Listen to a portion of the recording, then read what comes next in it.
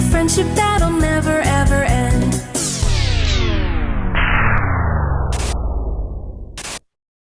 Run!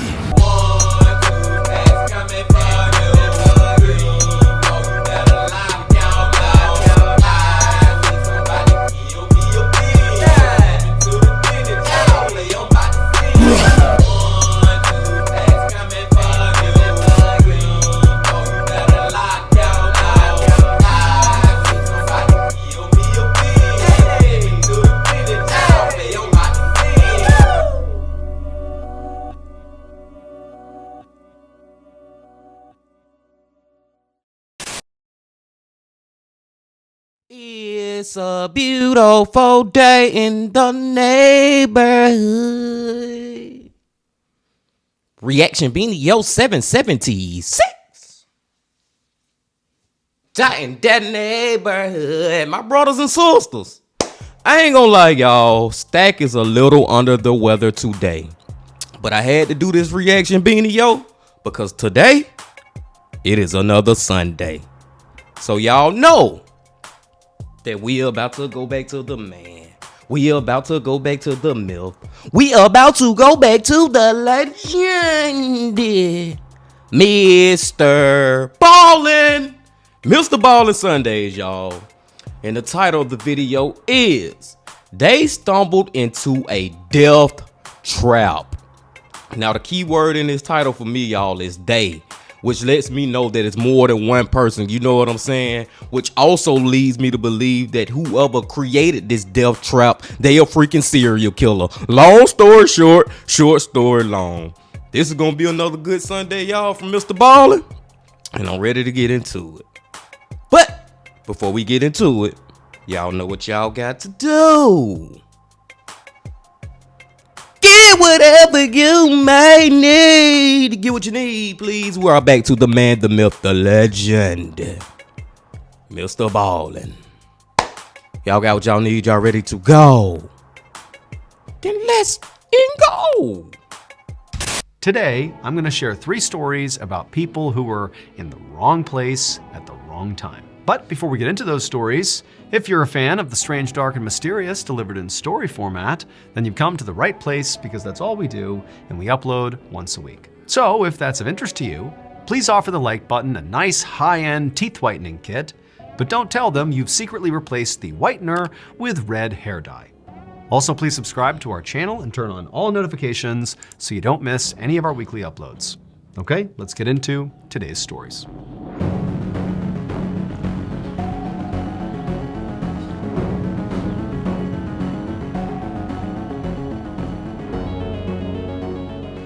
Balling.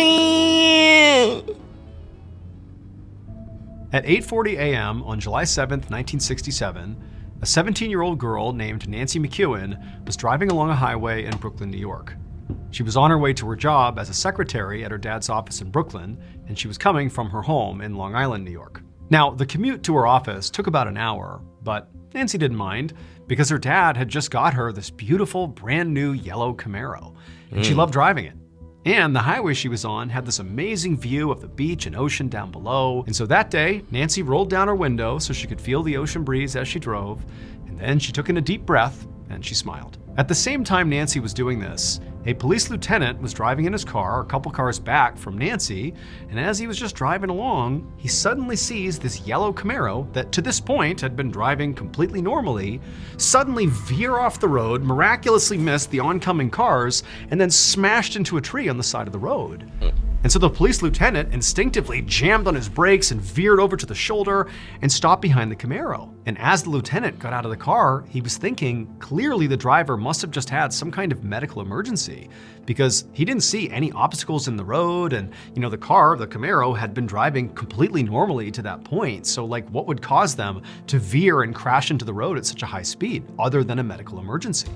And I bet it's not gonna be a freaking medical emergency because we watching MrBallen, you know what I'm saying? But yeah, you would think like she had a seizure or something. But let's find out what it truly is. The lieutenant jumps out of the car, runs over to the driver's side window, and he looks inside and he sees this teenage girl, this blonde teenage girl, and she's slumped over the wheel. And she's not looking up at him. She's not making any sound. She's just sitting there. And so he opens up the door and he asks her, like, "Are you okay?" And she didn't say anything, but she did moan. And so she was breathing, she was alive, and there weren't any obvious physical injuries. Like, clearly she's just crashed into this tree at high speed, so she's definitely shaken up. But there weren't any obvious grievous injuries that have occurred here, at least none that he could see. And so he asked her again, like, "Hey, are you okay? What's going on here?" And she just continued to moan. And so again, considering he's looking at her and she seems, basically okay, all things considered, he thought, maybe she's drunk. I mean, that would kind of explain, the sudden veering off the road. And so at this point, the lieutenant radioed for backup and also called for an ambulance.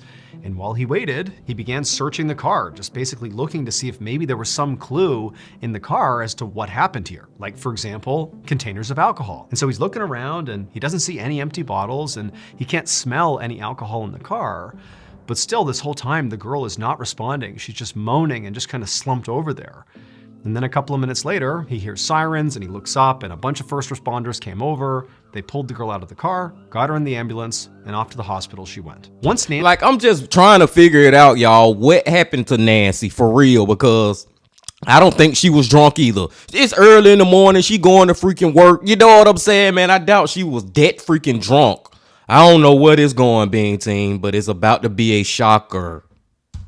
Nancy got to the hospital, medical staff was able to determine that she was not drunk, but she did clearly appear to be having some kind of medical emergency. But they didn't know what it was. And again, there was no visible injuries on her. I mean, she just basically looked really shaken up and was non-responsive. And quickly, after Nancy was at the hospital, her condition only got worse, to the point where doctors were giving her shots of adrenaline to try to keep her alive.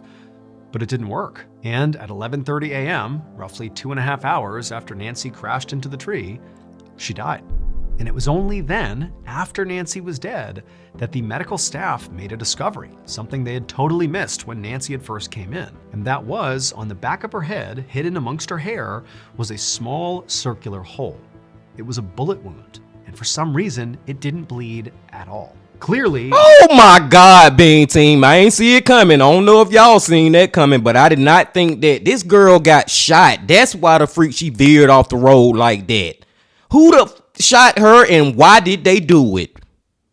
While she driving on the freaking highway? Nancy did not just randomly veer off the road and smash into a tree. No, she had been shot. About 30 minutes after this discovery was made, a detective named Albert Seidman was standing next to Nancy's crashed car on the side of the highway. Seidman had a reputation as being this totally no-nonsense detective who effectively would stop at nothing to try to solve a case. By this point, he'd already spoken to Nancy's parents, who obviously were devastated and very confused by their daughter's death. They said that, Nancy never got in trouble and certainly didn't have any enemies, and so it made no sense that somebody had just shot her as she was driving. And Detective Seidman had to agree. This was not an average murder case. But regardless, he knew the best place to start this investigation was Nancy's car. The car was actually in pretty good shape. I mean, despite striking this tree at high speeds, the body of the car basically remained intact.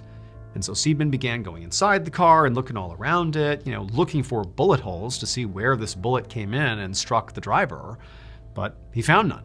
Really, there was nothing in the car that gave any information away about what actually happened here. Also, adding to the mystery here is Seidman knew there had been that police lieutenant who just happened to be driving a few cars back from Nancy when she suddenly veered off the road and crashed. And he would say that he did not hear any gunshots, although admittedly he wasn't really listening for gunshots, but he said everything was normal and then the car just veered and crashed. He couldn't understand it. Detective Seidman had briefly considered that, maybe Nancy had been shot by somebody inside of her car.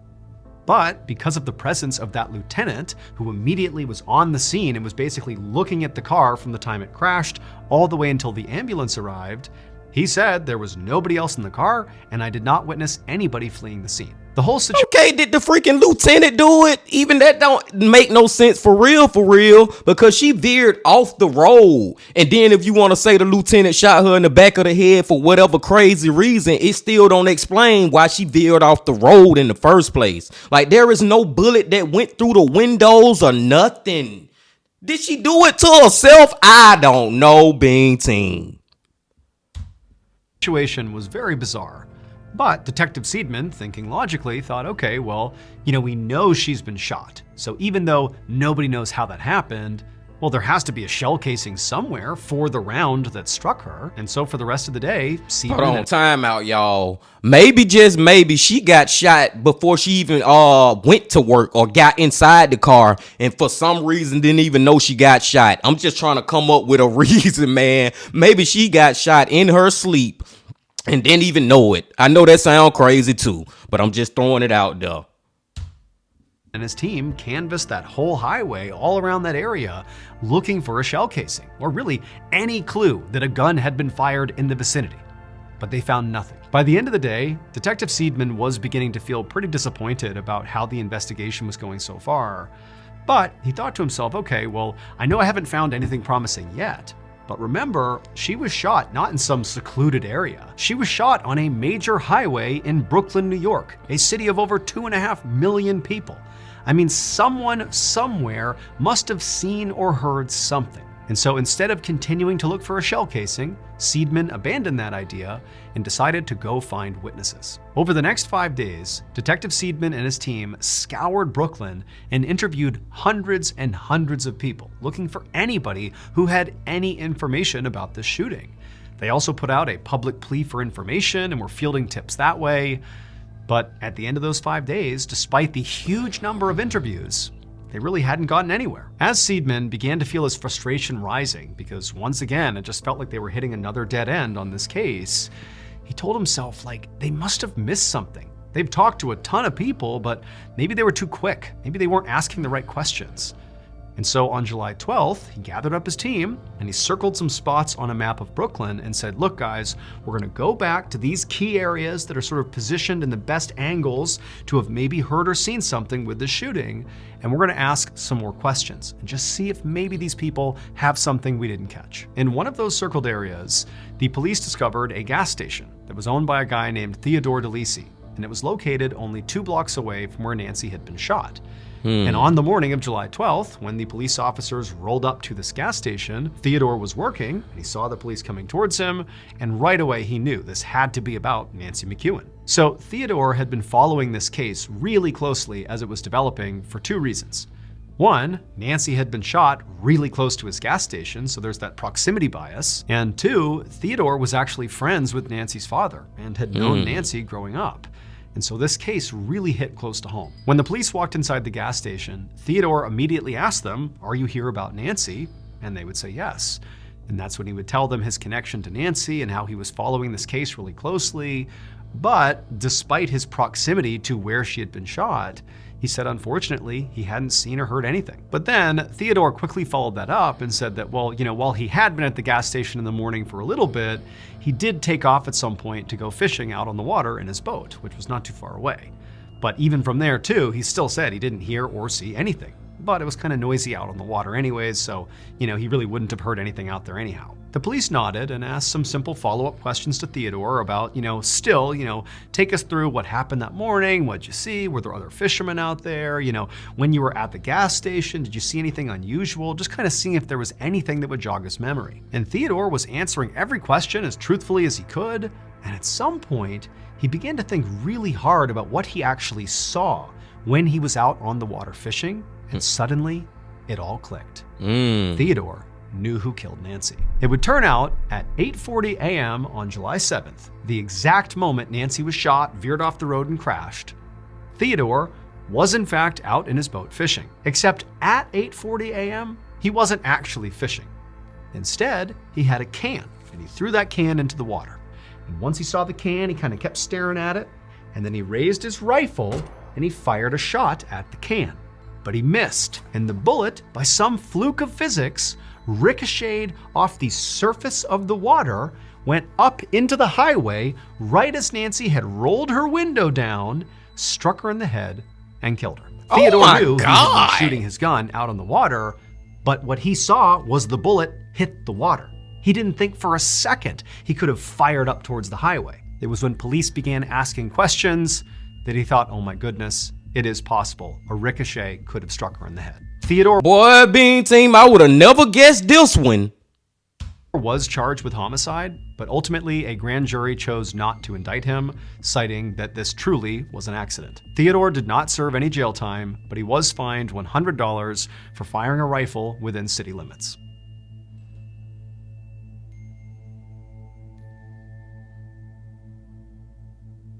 That's crazy. Hey guys! Yeah, I wanted to see if MrBallen was finna get to his commercial, but y'all, like I said, man, I would have never guessed that. Like, what is the chances of something like that happening, man? This man shot at he was trying to shoot the can in the water, but shot at the water in some kind of way, the damn bullet ricocheted off into the freaking highway. And it just so happened that this girl was rolling down her window at the same freaking time, which made the bullet come into the car and hit her in the back of the head. Like, that is just sometimes that's when you just sit back and be like, when it's your time to go, it's just your time to go. God calling you home. You know what I'm saying? Because those circumstances and how that freaking happened is just so rare. You know what I'm saying, man? And then I don't blame them for not charging him or him not having to go to prison or whatever, like on a murder charge, because he seriously didn't try to do this ish. I doubt that man tried to do that ish at all, y'all. Oh my God. Oh, it reminds me of a story that's just gonna be a long story, short story long, Bean Team. When I was a little child, I went over one of my homeboy houses. I guess I was probably like 8, 9, maybe 10 years old, and we were shooting basketball in his driveway.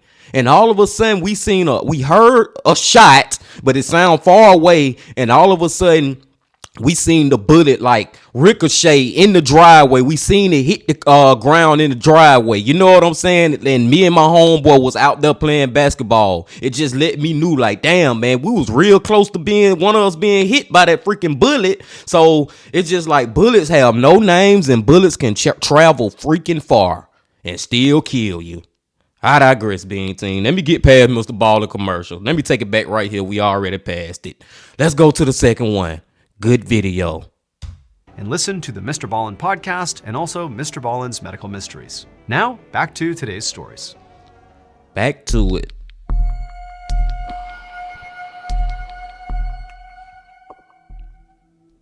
On the evening of September 17th, 2021, a 42-year-old preacher named Jason Thornburg was cleaning up his motel room in Euless, Texas, which is a small city between Dallas and Fort Worth.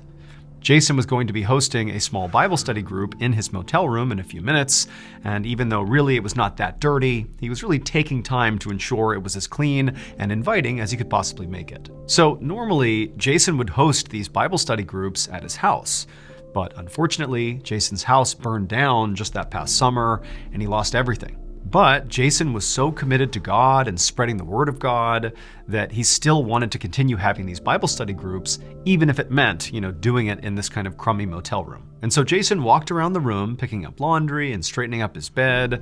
And then after kind of arranging chairs in a circle for the various participants he was expecting, he went over to a cabinet, pulled out some Bibles, and right as he was about to start placing these Bibles on each chair, he heard a knock at the door. And Jason was really excited because he knew that had to be someone who was here for this Bible study. And so he walked right over, Bibles in hand, to the door. He opened it up, and standing outside the door was this big guy covered in tattoos, kind of looking down at Jason. And Jason broke into a big smile. He was so happy to see this guy. The man's name was David Luaris. And Jason had previously met him when he was out on the street doing outreach for his church, and he had invited David to, anytime he wanted to come by the motel and be a part of this Bible study group. Now, Jason knew that David was really not the kind of guy who went to church or really showed any real interest in God or, the Bible, but, Jason took all kinds, and he was just hopeful that maybe David would show up someday. And now, here David was. However, I hope David ain't coming to freaking kill this guy. Can't even remember his name, but I hope he ain't about to get murdered by freaking David. David told Jason that the reason he was here was actually not for the Bible study group. He was here because he was in the middle of a crisis and he didn't know where else to turn. He confessed to Jason that he had begun using drugs and gotten mixed up in some criminal activity, and there's some dangerous people out there that he was sort of running with, and now his concern was some of those dangerous people were coming to get him. and so he literally felt like his life was in danger. Now, when Jason heard this, he was surprised. But at the same time, he could tell that David was being very authentic and just needed help. And Jason felt like, his job ultimately was to serve God and all of God's people. And David was one of those people, and he was in need of help. And so if all Jason did was simply provided safe haven for David inside of this motel room, then that was serving God, and it was the right thing to do. And so Jason immediately said, "No problem, David." He handed him a Bible and said, "Come on in." David took the Bible awkwardly and just kind of stood there for a moment, not really sure what to do. But then Jason said, "Hey, relax, just come inside, take a seat." And so David did. He walked in, he sat down with the Bible, and then Jason actually came over and sat down next to him, and the two of them, for about 15 minutes, just made kind of awkward small talk.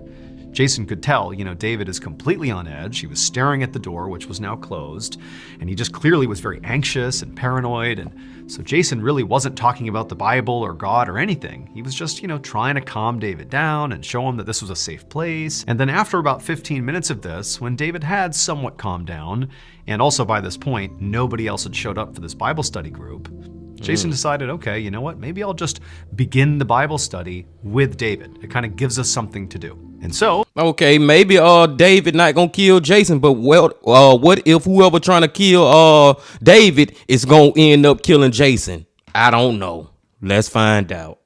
Jason got up, he locked the door, showing David that it's just gonna be them, it's safe here. And he told David to go ahead and open his Bible to a certain page. And then the two of them just began reading the Bible together. And for hours, they just sat there reading the Bible, and Jason spoke to David about, teachings of God and how to lead your life in a way to serve other people. And, for the most part, David did completely calm down and seemed to really be embracing this Bible study. But eventually, despite how well this Bible study was going, it did need to come to an end at some point, at least in Jason's mind. And when he began to notice it was getting dark outside, he sort of began wrapping it up, and he shut his Bible and sort of expected that David would take a hint and leave, but David didn't. Instead, when David began to realize that, hey, this is over now and it's time for you to go, David looked at Jason and begged him to please let him stay in this room overnight, that he can't go out there, it's not safe for him. Now, Jason knew he did have some level of responsibility for David. I mean, David had told him he was in danger, he had already invited him inside and was basically providing safe haven for him, and it did feel kind of wrong to be like, now go back out there, but at the same time, Jason felt a little uneasy. I mean, he didn't really know David. He didn't really understand the situation. And so there was some hesitation at first, but after looking again at David and seeing how desperate he was to just please stay here overnight, Jason said, okay, you can stay. So Jason grabbed some extra blankets and pillows and created a makeshift bed on the floor. And then after that, the two of them actually reopened their Bibles and just began reading some more from the Bible for a couple more hours, basically another round of Bible study. But eventually, they both were very tired, so they put their Bibles down, they said goodnight, they each climbed into their beds, and they closed their eyes and fell asleep. For the next 5 days, Jason's motel room remained mostly closed, and the only thing anybody heard coming from his room was gospel music, and it was being played at a very high volume basically the entire time, to the point where other residents of this motel began to complain about how loud the music was. However, the owner of the motel was getting these complaints from residents who were only there for, hours at a time or days at a time. And, the room they're complaining about, Jason's room, he was a long-term resident and so had a sort of higher priority with the owner. And so the owner just didn't feel like bothering Jason. He wanted him to stay and keep paying for that room. So Man, somebody in this room dead, Bean Team. You already know it's coming, and I think it's Jason. Maybe my first prediction was right. Maybe David did kill Jason. Or maybe the freaking killers went in there and killed them both and then just started playing gospel music. I don't know. Let's go. The owner didn't do anything about the noise complaints. And also, the owner did know that his motel had sort of a seedy reputation, and so, generally speaking, he didn't really care too much about the music to begin with. And so over the course of these 5 days, the music kept on blasting, and really the only other thing of note, again, that happened in this period of time, was that these two other people entered Jason's motel room and didn't leave either. So basically there's 4 people in the room, they haven't come out again, super loud music, that's all going on for 5 days. And then on the 5th day, the morning of September 22nd, a single person walked out of Jason's motel room and they were wearing a full-body hazmat suit and carrying some sort of luggage. And they would leave the motel, get in a car, and drive away. 45 minutes later, about 25 miles away from that motel, the Fort Worth Fire Department got a call about this raging dumpster fire in a residential neighborhood. Firefighters quickly got to the scene and put out the blaze, and after it was gone, they walked up to the smoky dumpster and looked inside just to get a look at what was burning, and what they saw caused them all to back up and call the police. It would turn out David was right when he said he was in danger. However, what he didn't understand is hiding out in Jason's motel room was not going to protect him from that danger. Shortly after he and Jason wrapped up that second Bible study that night, and the two of them climbed into their respective beds, Jason in his actual bed and David in the makeshift bed on the floor, well, David did fall asleep pretty quickly, but Jason didn't. Jason waited until David was asleep, and then Jason got up, got a knife, and then slit David's throat. What the? Then he cut David's heart out and ate it. Oh! Because Jason the preacher really actually believed that human sacrifice was the best and purest way to serve God. Over the course of the next 5 days after killing David, Jason would remain in his motel room blasting gospel music, and over those 5 days, he would basically lure those two women into his room, very likely on the promise of Bible study, but they too would be sacrificed. And then on the 5th day, the person who exited the motel room in the full hazmat suit was Jason, and that luggage he was carrying with him contained the body parts of the 3 people he had just killed. And he brought those body parts to that dumpster in that residential neighborhood and lit them on fire. And so when the firefighters put out the fire, what they saw inside were burned up bodies. Jason was arrested, and while he was awaiting trial, he confessed that David and the 2 women were not actually his first victims. He said that just a few years earlier, he had sacrificed his girlfriend, and that house fire that destroyed all of his belongings and prompted him to go live in this motel was set by Jason himself, because he had sacrificed his roommate and needed to get rid of the evidence. Ultimately, law enforcement was only able to show that Jason killed those 5 people. But there could have been more. Jason was found guilty of capital murder and sentenced to death. He is currently on death row in Texas. Jason, what the F, man? Like, what are you doing, dude? How could you say that you freaking a child of God and you serving God and you so into God and you doing the most devilish thing out here? Hey, at the beginning of this video, being team, when I seen the word they, that's when I knew that this dude was more than likely gonna be a serial killer. And come to find out, not only is he a serial killer, but he a freaking cannibal too. He eating people's hearts for sacrifice or whatever. That is so freaking crazy, man. Wow. I ain't know if it was gonna be David who the killer, if it's gonna be Jason, is it gonna be the people who are after David? That was a wild one too, being team. Did not really see it coming, especially the whole eating the heart part. Let's go.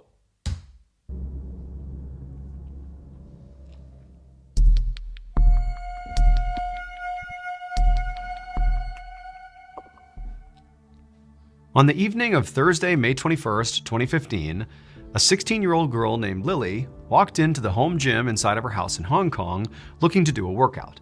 Now, she sort of expected the gym would be empty and she could kind of have the run of the place, but as soon as she walked in, she saw her dad was in there and he was doing some sort of cool down exercise on a yoga ball. So Lily's dad, whose name was Ka Kim Sun, was a doctor and a professional, and normally at this time of the day, she would never see him in the gym. He was typically locked upstairs in his study, or upstairs doing work or something, or he was just gone for the day. So for him to be here, it just didn't really line up with his schedule. And so Lily asked her dad, like, what are you doing here? What's going on? And her dad would tell her, well, actually, work at the hospital was really slow today, so I took off, I played some tennis with friends, and now I'm just doing some cool down exercises because I got nothing else to do. But I'll be out of your hair in a second. And sure enough, a couple minutes later, her dad was up and out of the gym, and Lily just began her workout. The next day, May 22nd, around 1 o'clock, Lily was at home at her dining room table, sitting across from her mother, whose name was Wong Siu Fing, and Lily was eating a snack and staring at an open textbook. Now, normally at 1 o'clock on a Friday, Lily would be at school, but she had had the day off that day. And she had wanted to spend her day off seeing friends and just being a teenager, but her dad was really focused on her being successful academically, and he told her that absolutely not. You're not going anywhere. You are going to stay home and you are going to study all day long. You will not leave the house. That's what you're doing. So, Damn, Dad, I can't have a freaking off day with my friends when they already done let us off from school. Now you're homeschooling me. God damn, Daddy, let me have a little fun. Lily just continued to stare at the textbook and basically do what her father said. And then a couple of minutes later, she actually heard her dad coming down the stairs, and he came into the dining room, and he was clearly very pleased to see his daughter doing her work, or at least appearing to do her work. And he came over to her, gave her a kiss, he kissed their mother, and then he said he was off to work. And then he went out the door and he was gone. And as soon as Carl was gone, Lily's mom looked over at her and said, "I'm not gonna make you study all day. Come on, let's go out and have a mother-daughter shopping day." And Lily was stoked. She shut her textbook, she went and got ready, and then a minute later, she and her mom climbed into her mom's yellow Mini Cooper car and they headed out. About 2 hours later, around 4:15 p.m., a local jogger was running in the same neighborhood as where Lily and her family lived, and as they were running down the road, they noticed there was this yellow Mini Cooper car sitting on the side of the road, not moving, but it was still on. It was just sort of idling right there. And at first glance, it appeared there were people inside the car, but they weren't doing anything. They were just sitting there, not moving. And so the jogger was— Are they dead, Bean Team? And if they dead, did the freaking daddy do it because he got mad that the mama decided to let Lily have a fun day, a free day, go shopping spree day? I'm just throwing it out there. was curious, and so they ran past and made a point to look inside the car, and they saw two women in the front two seats of this car slumped over. The two women were Lily and her mother. And so the jogger began to panic and banged on the glass to try to get the women to respond, but they didn't. And so a minute later, police were called. They dragged Lily and her mother out of the car. They were totally unresponsive. They were rushed to the hospital, but it was too late. They both died. The police would begin their investigation into their deaths by searching the yellow Mini Cooper car. And when they searched it, there really was nothing of note inside of it. I mean, the two women's purses were in the front of the car, there was some basic exercise equipment in the trunk, but the car was pristine, clean, not cluttered. I mean, there really was nothing in the car that gave away what could have happened to these two women. For the next 6 months, the police tirelessly looked for some lead as to what happened to this mother and daughter. They would interview all their friends and family. They would search their house top to bottom. They would basically take apart this Mini Cooper and look for, defects or flaws that maybe could have contributed to their death. I mean, they were looking everywhere, but it just didn't make sense. Nobody had any idea what happened to these two women. And so right as this case appeared like it was about to go cold, the detectives decided to just go back to the Mini Cooper and see if maybe, just maybe, they missed something. And sure enough, they had. It would turn out on May 22nd, 2015, the day that Lily and her mother died, Lily's father had told Lily to stay home and study, not because he cared about her academics. I mean, he did, but that day, the reason for this was not for that. Instead, he wanted her to stay home all day to protect her. When police originally searched Lily's mom's car, they found the two women's purses and also some basic exercise equipment in the trunk, specifically a deflated yoga ball. And at the time, the police didn't think anything of these items. They looked into them, they considered them, but they didn't seem to have any bearing on what happened to the women. However, it would turn out the yoga ball did have something to do with it. Specifically, 2 days before the women were found dead, that yoga ball was inside of Lily's home. It was in her home gym. In fact, when she walked into the home gym and saw her dad doing cool-down exercises and thought it was strange he was home right now, he was using that yoga ball. And Lily didn't think anything of it. But in reality, what her father was doing was not cool-down exercises. He had not just come home early and, had played tennis and this and that. In reality, he had taken that yoga ball to the hospital where he worked and filled it with carbon monoxide, an odorless, colorless, poisonous gas. And his plan was to put the yoga ball in his wife's car, unplug it, and now it's sealed and the gas is gonna leak inside the car. And then when his wife got in the car and shut the door, she would effectively suffocate and die. He didn't try to kill his daughter though. He wanted her to stay home and study, i.e. don't go with your mom and get in the car. But the mother defied the father, brought the daughter along, and then after driving for only a mile, the two women collapsed and died. Ka Kim's Are you freaking kidding me, Ka Kim, son? Like, what the are you on, son? Like, dude, even if you just trying to kill the mother, the way you went about it was just terrible. You put your freaking daughter in so much danger by doing this whole carbon monoxide in the car thing. Like, you didn't think like maybe my daughter may go with her or something. This is crazy, man. Let's go. son was arrested and charged with 2 counts of murder. He was found guilty and sentenced to life in prison. He has never explained his motive.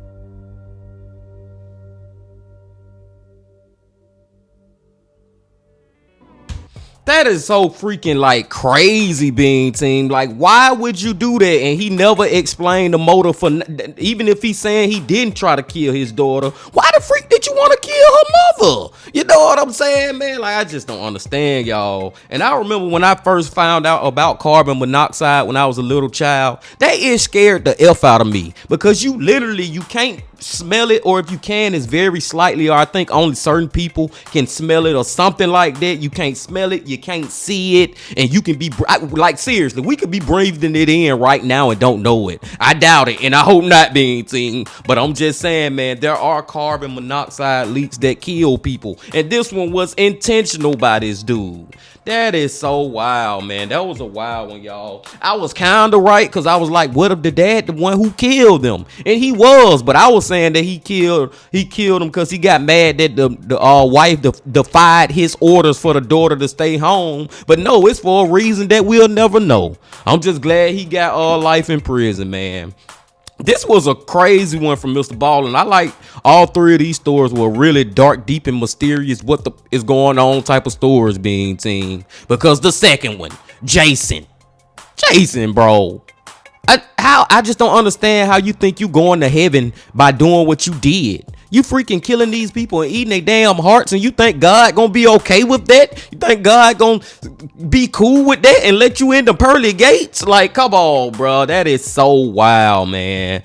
I feel like he one of those people that just use God to do evil.